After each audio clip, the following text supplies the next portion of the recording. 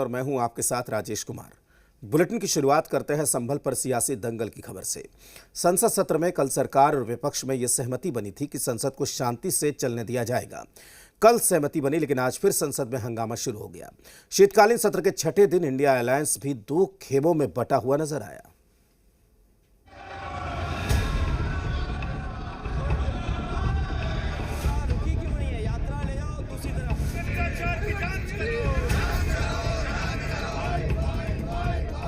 संसद में आज अदानी और संभल मुद्दे पर इंडिया गठबंधन में भारी मतभेद दिखा।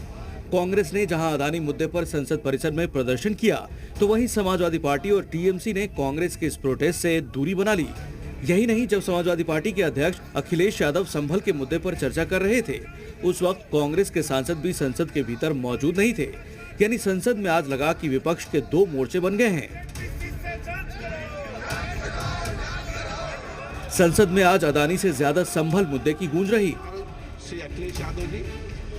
लोकसभा में स्पीकर ने अखिलेश यादव को संभल हिंसा पर बोलने का मौका दिया। अखिलेश ने एक के बाद एक कई आरोपों की बौछार कर दी। समाजवादी पार्टी और बीजेपी सांसदों के बीच आर पार भी देखने को मिला। अखिलेश ने संभल हिंसा को यूपी इलेक्शन से कनेक्ट करने की कोशिश की, तो बीजेपी भड़क गई। गिरिराज सिंह ने आक्रामक अंदाज में अखिलेश को जवाब भी दिया। और वो साजिश सोची समझी इसलिए मैं बोल रहा हूँ। उत्तर प्रदेश का चुनाव था, पहले 13 तारीख को चुनाव होना था और 13 तारीख के चुनाव को उन्होंने बढ़ा करके 20 तारीख कर दिया। और इस जो घटना है मैं आपके सामने पढ़ना चाहता हूँ। अध्यक्ष महोदय, ये यात्रा रुकी क्यों नहीं है? यात्रा ले जाओ दूसरी तरफ। अध्यक्ष महोदय, संभल की शाही जामा मस्जिद के खिलाफ 19/11/2024 को सिविल जज सीनियर डिवीजन छंदौसी संभल में एक याचिका डाली गई। अखिलेश ने संभल हिंसा को बीजेपी की सोची समझी साजिश करार दिया और कहा कि चुनाव की तारीख इसीलिए बढ़ाई गई थी। तो गिरिराज सिंह ने कहा कि क्या मजाक बना रखा है। इसके बाद अखिलेश यादव ने कहा कि बिना दूसरे पक्ष को सुने सर्वे का आदेश दिया गया। तो बीजेपी ने फिर इस बयान पर आपत्ति जताई। कोर्ट ने दूसरे पक्ष को सुने बगैर उसी दिन 19/11/2024 को सर्वे के आदेश दे दिए। ताज्जुब की बात है संभल के जिलाधिकारी संभल और पुलिस अधीक्षक संभल आदेश को पढ़े बगैर 2 घंटे के बाद सर्वे के लिए पुलिस बल के साथ शाही जामा मस्जिद पहुंच गए। जामा मस्जिद की कमेटी, जनप्रतिनिधि, उलेमा इकराम, सभी अधिवक्ताओं ने सहयोग दिया। अखिलेश यादव ने संभल का मुद्दा उठाते हुए ये भी कहा कि वहां जो खुदाई या खुदाई की बात बीजेपी करती है, ये खुदाई हमारे देश के सौहार्द, भाईचारा और गंगा जमुनी तहजीब को खो देगा। अखिलेश के इस बयान ने क्लियर कर दिया कि सारी खुदाई एक तरफ और विपक्ष की वोट बैंक वाली पॉलिटिक्स एक तरफ। संसद में अखिलेश ने यह भी मांग की कि संभल का माहौल बिगाड़ने में याचिका दायर करने वाले लोगों के साथ पुलिस भी जिम्मेदार है। इनके खिलाफ हत्या का मामला चलना चाहिए। खुदाई की बात लगातार अध्यक्ष महोदय देश में कोने कोने पर भारतीय जनता पार्टी और उनके सहयोगी और समर्थक, शुभचिंतक बार बार खुदाई की जो बात कर रहे हैं अध्यक्ष महोदय, ये खुदाई जो है हमारे देश का सौहार्द, हमारे देश का भाईचारा, हमारे देश का गंगा जमुनी तहजीब को खो देगा। अखिलेश यादव ने पुलिस पर सवाल तो उठाए, लेकिन उन पत्थरबाजों का जिक्र नहीं किया जिन्होंने नकाब में चेहरे छिपाकर पुलिस पर पत्थर बरसाए और आगजनी की। अखिलेश का यह भाषण पूरी तरह पॉलिटिकल और एक तरफा लगा।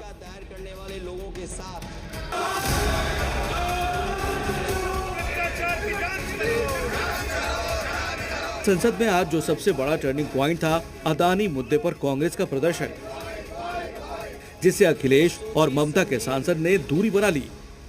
5 मासूमों जो कि अपने घर से सामान लेने के निकले थे, उनकी मृत्यु हो गई। संभल का माहौल बिगाड़ने में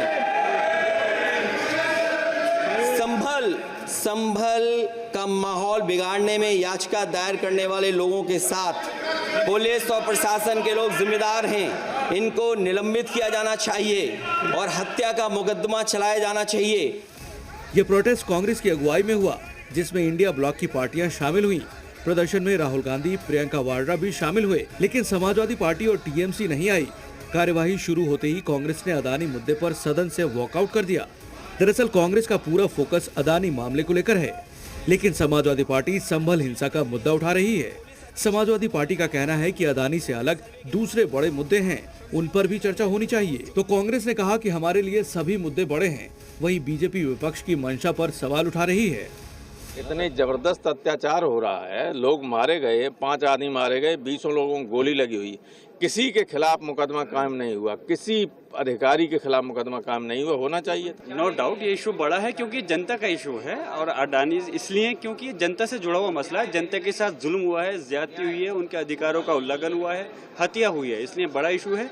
इस पे चर्चा आज बोलने का, माननीय अष्टदेव जी को बोलने का मौका दिया, और हम चाहते हैं इसमें एक न्यायिक आयोग का गठन होना चाहिए, जो सुप्रीम कोर्ट के माननीय सिटिंग जज के उसमें होना चाहिए, जिससे कि सही उसका पता चल सके, जो लोग दोषी हैं उनके खिलाफ कार्रवाई हो सके। संभल मुद्दा महत्वपूर्ण, अडानी मुद्दा महत्वपूर्ण, मणिपुर का मुद्दा महत्वपूर्ण और मुद्दे महत्वपूर्ण हैं, और सब लोगों ने सामूहिक निर्णय लिया था कि सारे मुद्दे उठेंगे और हम संभल मुद्दे को महत्व देते हैं। लोग हजारों की भीड़ में पत्थर हथियार लेकर के जमा हुए और फिर हिंसा हुई और इस तरह की घटना हुई, तो आज मतलब कहीं न कहीं इसके बावजूद भी उन लोगों को दोषी ठहराने के बजाय जो सारे लोग चिन्हित हो चुके हैं और ये प्रशासन या सरकार पे आरोप लगाएं, तो ये केवल तुष्टीकरण की राजनीति है और वो अपना एक संदेश देना चाहिए। पिछले कितने सेशन में यही चल रहा है ना, कुछ न कुछ मुद्दा उठा के चलने नहीं दे रही है, लेकिन बहुत इम्पोर्टेंट मैटर सब है, हमें डिस्कस करना है, हम लोग चाहते हैं करने दे तो अच्छी बात है। ये जो जितना भी ये सब कुछ बाहर कर लेना चाहिए पहले, जब संसद चल रहा है, संसद के टाइम जो है वो नहीं खराब होना चाहिए बिल्कुल। That's very important.